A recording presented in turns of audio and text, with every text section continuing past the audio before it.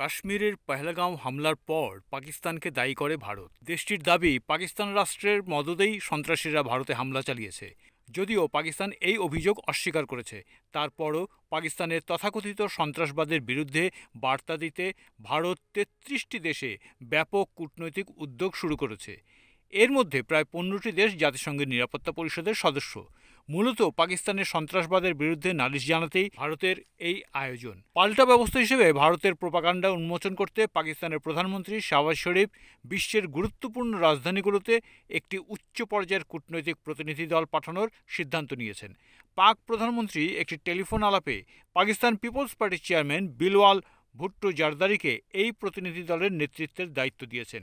প্রতিনিধি দলটি London, Washington, Paris ও ব্রাসেলসে সফর করবে এবং ভারতের মিথ্যা প্রচারণা ও দক্ষিণ এশিয়ায় অস্থিরতা সৃষ্টির প্রচেষ্টাগুলোর বিরুদ্ধে পাকিস্তানের অবস্থান তুলে ধরবে। একই সঙ্গে অঞ্চলটিতে শান্তি ও স্থিতিশীলতার জন্য পাকিস্তানের আন্তরিক প্রচেষ্টার কথাও তুলে ধরা হবে।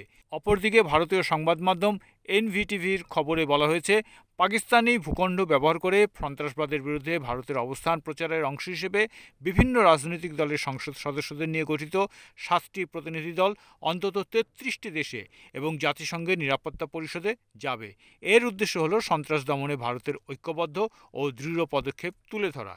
এই প্রতিনিধি দল বিশ্বের কাছে এই বার্তা দিতে চায় যে ভারত সন্ত্রাসবাদের বিরুদ্ধে ঐক্যবদ্ধ। এই প্রচারণার উদ্যোগ নেওয়া হয়েছে অপারেশন সিঁদুরের পর।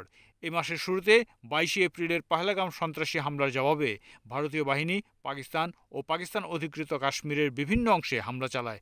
দৃশ্যত আকাশ ও স্থলপথে যুদ্ধের সাময়িক বিরতি হলেও এবার কূটনৈতিক যুদ্ধ শুরু করতে যাচ্ছে উভয় দেশ।